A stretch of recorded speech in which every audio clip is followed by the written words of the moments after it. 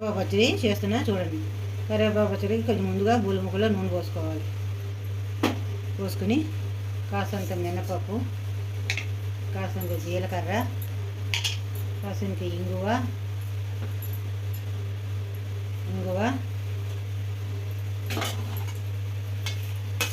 మిరపకాయలు,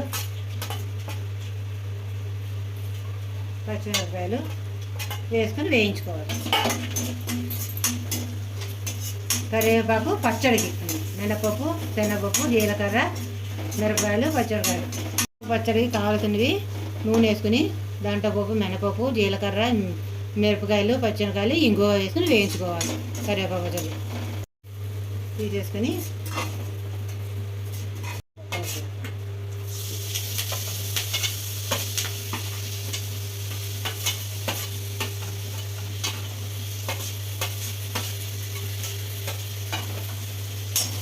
కరివేపాకు వేయించుకుంటే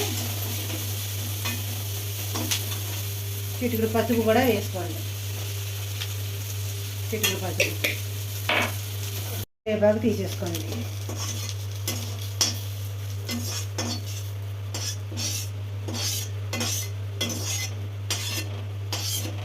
పప్పు, జీలకర్ర, పచ్చిమిరపకాయలు, ఇంగువ, మిరపకాయలు ఇవి వేసుకుని ముందు మిక్సీలో వేసుకోవాలి. కరివేపాకు పచ్చడికి ఆ పోపు నలిగిన తర్వాత కరివేపాకు వేసుకోవాలి.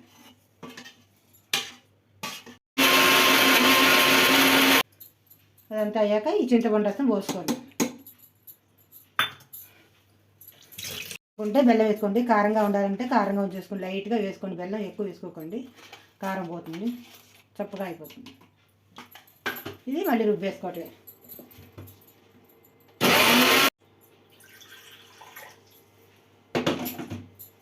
కొంచెం గట్టిగా ఉంది కాబట్టి నేను నీళ్ళు వేసుకున్నాను. మీరు కావాలంటే పోసుకోండి, అక్కడైతే మానేసింది. నేను పోసుకుంటున్నాను నీళ్ళు. కొద్దిగా పలసగా కావాలి కదా, అందుకని కొద్దిగా పోసుకోండి నీళ్ళు.